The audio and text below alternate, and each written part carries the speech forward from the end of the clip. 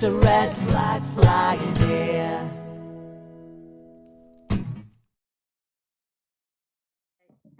Right, so Thelma, it's really lovely to have you with us. Thank you so much for joining us. So I'll kick off with some questions for you then. So first of all, I wondered if you could just introduce yourself, say a bit about yourself and your background. Yeah, hi. Well, it's great to join you too. Yeah, I'm Thelma Walker. I was a teacher and head teacher for 34 years, and then became more active in politics when I left education. And in 2017, under Jeremy Corbyn's leadership, I was elected as MP for Combe Valley in West Yorkshire. And it was a privilege to represent constituents in Combe Valley for 2.5 years. Sadly lost the election in 2019, but haven't given up. And that's why I'm here tonight. One of the reasons I'm here tonight, in that I am now a political activist and commentator. And really I'm working on supporting well, your generation actually, Jane, you know, the younger generation of people who are active politically, and hopefully people who want to stand for council and parliament in the future. So it's that sharing experience and expertise with others, and I suppose holding true to my beliefs and principles and socialist values, and that's what keeps me working and keeps me fighting. So the struggle continues. Thank you. And I know you worked for a long time in education, didn't you? You were a head teacher before, and I wondered how that influenced your decision to go into politics. Yes, it did actually, because I've got to be honest, when I was younger, I canvassed and campaigned for all the different Labour leaders, for Kinnock, for Tony Blair, Gordon Brown, Ed Miliband. I did, and I don't suppose I knew enough about the background of Labour really, and hadn't got that grasp of the history of the Labour Party in particular. It was when I had my second headship, because I was a teacher for 20 odd years, and then I became deputy and then head teacher of a small village school, and then my second headship was a large school in Dewsbury that had a Sure Start Centre, and I witnessed deprivation and poverty with those children and families firsthand, and the impact of it on their lives and on their learning. And I think it was my time at that last school, like my second headship, that actually I suppose radicalised me in a way. And made me realise that within the system that we had, because Michael Gove became Education Secretary when I was a few years into the headship, and everything transformed, the culture, everything. It ceased to be children and families, you know, it ceased to be that every child matters agenda, which actually I did believe in very strongly, and it was a work in progress, and he destroyed all that, and with that my vision for how it could be for not just my school but for education as a whole, and I kind of promised when I left education that those children and children like those children in that school in Dewsbury, I would keep fighting for them in a way, and uphold the promise that I'd made them as a head teacher, you know, to educate them, to nurture them, to safeguard them, all of those things. And so in a way, I think it radicalized me. I think I wasn't happy from then on with that, I suppose what you call the kind of centrist in some ways, you know, will take 1 million children out of poverty, which is what Gordon Brown did. And, you know, I acknowledge that, and I acknowledge a lot of the positive things that were done. But actually, in 3 terms of Labour, in my view, there should have been no children living in poverty. And that's, for me, the driving force, that with a true socialist government, there shouldn't be any homelessness, and there shouldn't be any children living in poverty. And so that's what happened. I was part of a campaign. I would say this to anybody thinking of standing in the future: you need to be involved in your community and in grassroots campaigning to get that experience and to be acknowledged by your community as being one of them, and caring enough to go out there and support and volunteer and campaign. And I became active. Actually, this was a few years before I became an MP, with the Fighting to Save Our Hospital and the NHS Hands Off HRI campaign that was in Huddersfield, to save Huddersfield A&E and hospital. And so I became involved in that campaign and was very active politically. And it just grew from there, really.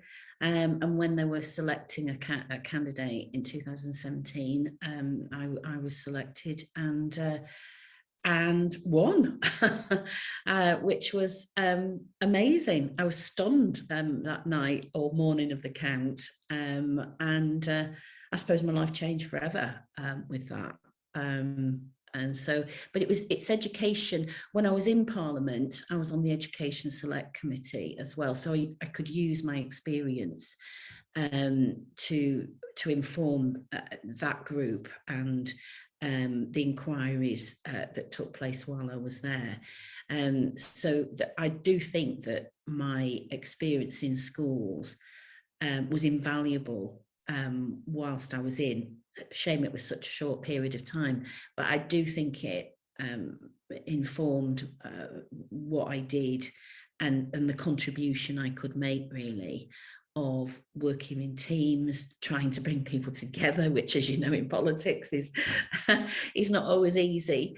But I you know, I always think fondly. I still miss the children in school. I still miss working with the staff, because it's 10 years since I was actually working in school now. But I do still miss it, and I am proud of having taught for 34 years in education, and then also having the opportunity to get involved in politics and use that experience. It must have been fantastic, I think, to have the opportunity to feel you could maybe try to change things. I think it was, and I think part of the being involved in the different inquiries about education, especially when we had an inquiry into special needs provision, because I've been a Senko for quite a few years, and just people who came before the committee and gave evidence, and you know, some of the parents that came and made their contribution. Very powerful stuff and very moving stuff sometimes. So it was, yes, it was a privilege to be able to do that, and to make a contribution, I hope. Did you feel that the things you were hearing when you were working on the select committee, I just wondered, did you feel that resonated with the Conservative representatives on the committee? Did you feel that, you know, they really did care, the people who were there, or did it just not go in for them? Well, it's across, you know, select committees are cross-party, and one thing I would say is that MPs that do put themselves forward and are selected for a select committee, unless you're chair, it's not a paid role. You don't get extra for doing it, and there's a lot of work. If you do it properly, there's an awful lot of work. It's not like the APPGs, which are like I always thought there were just some of them, not all, but some of them are kind of more like clubs. They only meet maybe 3 times a year, and lots of them MPs are lobbied for different causes, and there's hundreds of APPGs. And I, for me, the select committee, a lot of the work, groundwork, is done through the select committees, the questioning, the unpicking, and the recommendations to the government. Now, whether the government listen, I would say, going back to your question, that most of the people that I work with on the select committee, I wouldn't agree with a lot of the things that they believe. Like, for instance, extending grammar schools. I feel very strongly against that. So obviously there were loads of things that we disagreed on, but I don't think anybody that's on a select committee, I have to say that those people do show dedication. I might not agree with them, but the amount of time and commitment you have to make, it's people that care about education if they're on the education select committee, but it doesn't mean I would agree with them. And there were some lively private conversations off camera and outside of the meetings over certain things, but it was always very respectful. But yeah, it's a tricky one sometimes with cross-party stuff when it's a different ideology, and different principles. So would you say for you that being involved in politics in that way, was that a positive experience overall, or a negative experience? Well, I learned a lot. You can learn at any age. And when I went into Parliament, you see, I see things very differently now. I'm out of Parliament. And when I was there, to a certain extent, it sounds ridiculous when I was an older woman when I went there, but I was a bit naive about the shenanigans, as somebody called it the other day. But, the kind of, I don't know, the way people work things, the way things, you might not know about something by accident, or, it's those political machinations that occurred. But I learned a lot. I learned a lot of how some politicians work, and you sometimes can, if you are somebody that believes in good in most people, you sometimes are quite shocked at how some people can behave. And whilst I was there, I did learn a lot. But at first, you can't believe that people might behave in a certain way. And, I put my trust in certain people and then find, maybe I shouldn't have done. And when you're out of Westminster, I see it now. I see a lot of things that happen. And I think it's a shame, because I think it gives the good, dedicated politicians who have a good heart, who do have those values, it gives them a bad name as well. And there are still really good people in Parliament who I do respect. But the trouble is, at the moment, especially with what's happening at the moment, it gives all politicians a bad name, and people seem to have lost respect for most politicians. And the system, I think it's the idea of this establishment that is not representing people, and a failure of the state, really. And if you look at the state of our society and where we're at the moment, to me, it's a failure of the state and the lack of democracy that we see now in everything that's happening in Parliament. If you look at, our electoral system, our constitution, we haven't a written constitution. We've had prime ministers recently who have prorogued Parliament when questioning got too tricky on Brexit. All of these things, ministers breaking the ministerial code with no real repercussions. all, attacks on the judiciary, and now, even this week, if you look at the policing bill and the attacks on our rights for peaceful protest, it is quite frightening. And if you see what's happening across Europe and the world and the growth of the far right, it is now time for socialists to step up and speak out and to protest. But that very right of peaceful protest is under threat as I speak. And I think that's what's very frightening. It is very frightening. So I'll just bring us on something a bit more positive, I think. What projects are you working on now? Because I think there's a few things you're involved in, aren't there? Yeah, there are. The main, well, I'll do a plug for Thelma and Tom Look Left podcast. In fact, we're recording, we don't do many these days, but we're recording one tomorrow, which is just Tom and I tomorrow. Sometimes we have guests, but we're going to be looking at the Labour files and talking about that, and also what's happening with the government and what's been happening this last few days. So we're going to be talking about that tomorrow.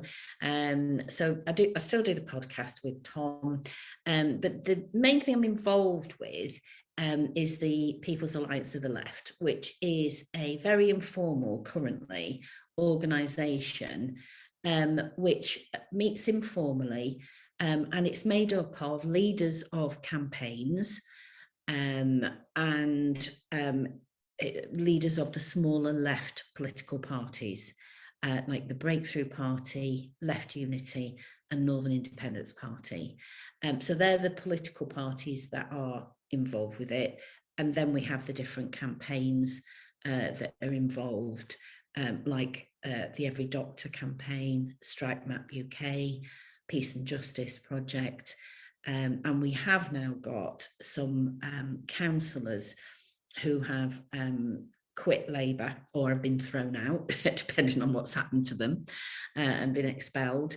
And so we do have Liverpool Independent Community Councillors involved, and Newham Socialist Labour councillors involved, and there's others involved as well. So it's quite a and of course we've got the Bakers Union, Ian Hodson, involved as well. So we've got some really great people, and currently we network, we share events, we try to give support from each other. We support the smaller political parties wherever we can. And I know that separate to PAL, the smaller political parties are looking to work together to stand candidates in future local and national elections. So we're quite small. As I say, we're quite informal. But it is very democratic in that, everybody has a say. Currently, I chair it, we meet, and it's only a small group that often attend even the meetings. But we're just trying to get organised, to reach out to other groups, to share each other's information, and to look towards the future and standing candidates.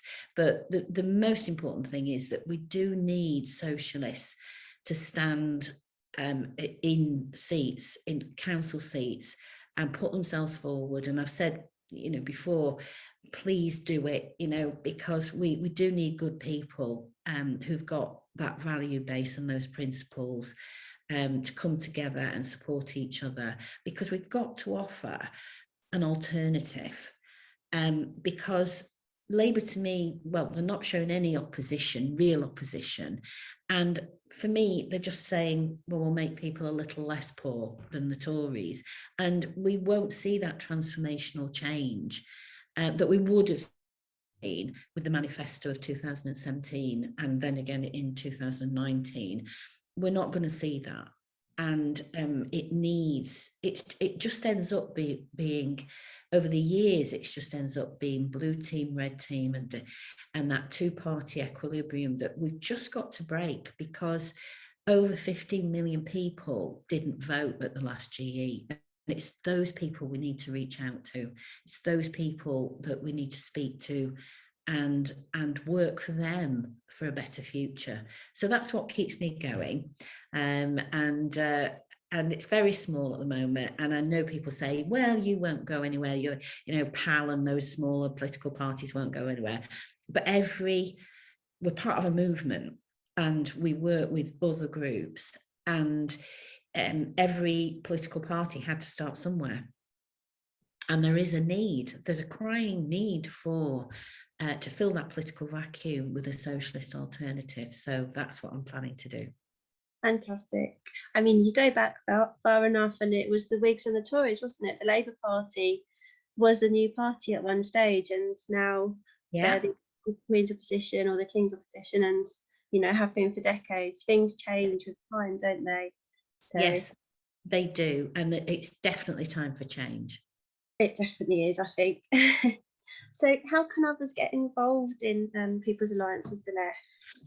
Well, it's more at the moment, it is just the leaders of the different campaigns or political parties, because they go back, if there's any discussion and any decisions need to be made, they go back to their campaign exec or back to their political party's exec to get approval or any recommendations. So if anybody's interested in finding out more at the present time, other than we are working on getting our own social media account so that people could respond to any posts or updates. So we will work on that. There's no funding, you know, there's no money. So it's all, you know, kind of just people volunteering and making that contribution. But if they're really interested in looking at, because a lot of people are saying, why can't we have just one socialist party? And I know people are involved in the Enough is Enough campaign. Is if you look at the three main parties that are involved, Breakthrough, Left Unity and Northern Independence Party, if you look at their manifestos, and you look at what they stand for, then you know, if you join them or one of them or make inquiries through them, that's how you can be part of it, because their reps that come to the PAL meetings feed back to the membership of those parties. So that's the main way you can be involved. But we are working, as I say, on getting some social media and a web page so people can see what we're up to and make their own contributions. That sounds really good. So I think we really need some change in this country, don't we? And I think why not look at doing things the way we want to do them? I mean, what do you think the chances are of democratic socialists regaining any sort of influence in the Labour Party? Sad to say, and I know some of my friends and former colleagues believe in this, you know, fighting from within and fighting for socialism within. But I'm afraid, you know, I quit Labour after nearly 40 years because I can't see. I think the Labour brand now is tainted. I think that people always historically saw the Labour rose, saw the Labour brand, and when they went to the ballot box, that was the choice for a lot of people. That was their choice. Now I think people are questioning, or the saddest thing of all, I think, in terms of lack of democracy, is what I mentioned earlier, are choosing not to use their vote. And a lot of people say, well, it's people who are apathetic, they don't care about politics. I think a lot of people care tremendously about politics and what's happening in our country, but they just haven't got a party and politicians that are speaking for them and the struggle that they're facing at the moment. And so, as I say, over 15 million people didn't vote. And if you look at the recent by-elections, the turnout has been, I think, as low as below 30% in one or two. You know, people are just saying, I don't like either of them. You know, if I look at the choice I've got, that's no choice. And so choosing not to vote. So the important thing is, I think, the movement outside. I worry a little bit about the Enough is Enough campaign. I'm really pleased so many people have engaged with it, but I think people are struggling so much at the moment and are searching for the answer, as it were. And I think my worry is that Enough is Enough is promising an awful lot, but if it isn't going to be establishing a party, and I would support it if a party was founded, then those people, you can protest, and the unions, RMT, are showing great leadership with Nick Lynch at the moment, and I do admire him and the fact he doesn't take any rubbish from MSM. I do admire his leadership, but when it comes to voting, when it comes to deciding on the next government, if we're going to deliver democratic socialism, then we do need another party, and we do need to change the electoral system and the constitution, and we need to get out of Westminster, in my opinion, because it's not fit for purpose. So there's an awful lot there, I know, but I do think there is a possibility. I think we're at a watershed moment at the moment in history. I honestly do, and I think that there is an opportunity now to have an alternative. But my worry is, with Enough is Enough, we've also got fairly centrist MPs jumping on the bandwagon with it, and that will cause division, and that worries me, that they will adopt it for their own career prospects, and I'm watching that with interest. But having said that, if there was, if it came from somebody like Mick Lynch, or if it came from somebody with those true democratic socialist values and principles, somebody with integrity, then to lead a new party, that for me I think millions would flock to that party. I really do. So I think there's a big gap, isn't there? It's really frightening that so many people just feel there's no point in them going out to vote because there's no one who does represent them. They think all politicians are the same. So so do you think maybe Breakthrough Party, Left Unity and the Northern Independence Party, maybe they might be a way for working class people to start getting back involved in politics? I think that you've got to have that alternative, and they're very low profile, relatively speaking, at the moment. But the more small parties that come together and work together collaboratively, if you're on a similar policy platform, as I say, we're part of a movement, and that is, the difficulty is when you come to some red lines that you can't agree on with certain movements, and that has always historically been the problem for the radical left.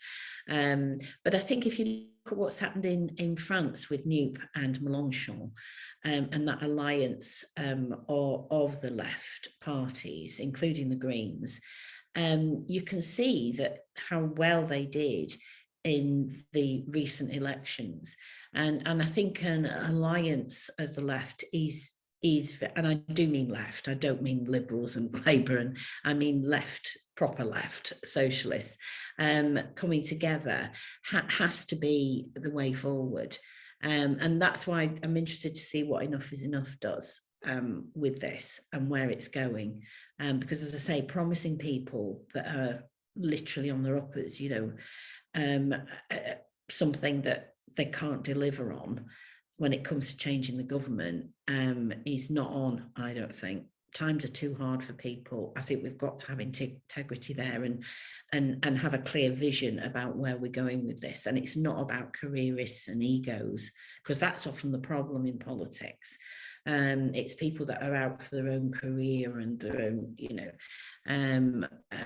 their own future, rather than thinking about the greater good and how we can work together. I think that's important. I also think that having a group of people who lead the movement is better than having maybe one figurehead, because they target the figurehead. the right wingers and the MSM target a figurehead, as they did with Jeremy. And I think you're less vulnerable there if you have different spokespeople that can speak up for the movement. So yeah, lots to do, but yeah, I remain optimistic even with the shambles we've got in government at the moment, and we'll see what happens in the future. Fantastic. Thank you very much. It's My been pleasure. lovely to speak to you. Yeah, well, thank you for inviting me. Oh, it's lovely to have you here. So so people should look out for the Thelma and Tom podcast. It is fantastic. And yeah, have a look at the manifestos for the Breakthrough, Northern Independence and Left Unity parties. And there's no harm in looking, is there? See if you might want to get involved. And you can like Socialist Think They're a Tank. lovely group of people. I was at the Breakthrough conference a couple of weekends ago and spoke there, and it was a great group of people. So I'd certainly recommend them. Oh, fantastic. Well, might have a look myself and have a look at that manifesto. I know a few people from Socialist Think Tank have recommended the Breakthrough manifesto, so I've heard very good things about it. Yeah, it's really good. So, well, thank you very much, Thelma. It's lovely to have you with us, and yeah, lovely to hear from you, and hopefully speak to you again soon. We'll keep the red flag flying